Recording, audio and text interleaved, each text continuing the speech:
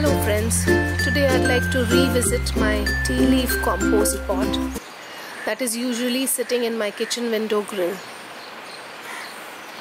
I had made an earlier video on this topic in 2015, the link of which is in the description area, explaining why I felt the need to make dedicated tea leaf compost for my seed starting. This pot is actually a water dispensing pot, or a Matka as it is known in India. And these clay pots are a beautiful part of rural landscape of India, and they are used to store water to keep it cool. We don't have seed starting compost or potting mix available here in Mumbai, and if I made my seed starting mix with my regular compost and coconut coir, it would contain many seeds from my kitchen waste, which would end up germinating along with the seeds I intend to grow. I added 4 adult red wigglers to this pot around 4 months ago, and now I can see many worms as well as babies. The worm castings are excellent to start seeds, as they are said to contain growth promoters. I gave some thought to what seedlings would require to get a kickstart to produce a healthy plant, and I have modified what I have been adding to this pot over the last few months. Last year I added washed tea leaves, ensuring there was no milk residue, coffee grounds to heat up the contents and kickstart the composting process, along with browns in the form of cardboard and occasional dried leaves from my garden.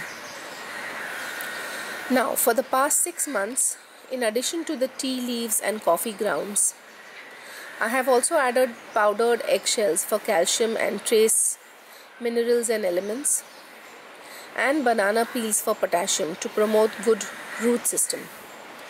Both of these have probably helped my 4 red wigglers to multiply.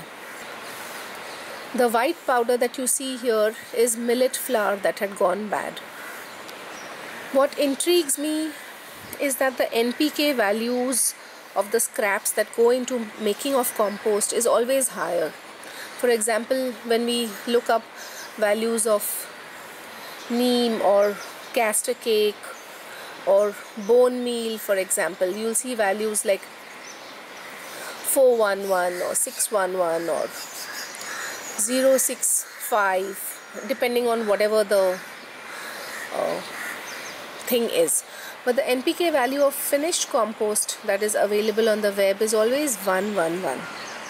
So it always makes me wonder how this is going to be enough for plants that have high nutritional needs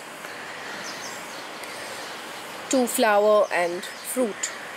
We have around 2 tablespoons of tea leaf waste on a daily basis, which I have been adding to this pot for the past 6 months or so. Now I have added some neem fertilizer to this pot. I like a small amount of fertilizer present in the seed starting mix, so that I don't have to frequently uppot or transplant my seedlings so that they get more nutrition. I will continue to add tea leaves for another month, after which this pot won't have any more capacity. It will then rest till it is completely broken down and the tea leaf compost is beautiful and ready to use by the end of August, when it will be time for me to start my seeds here in Mumbai.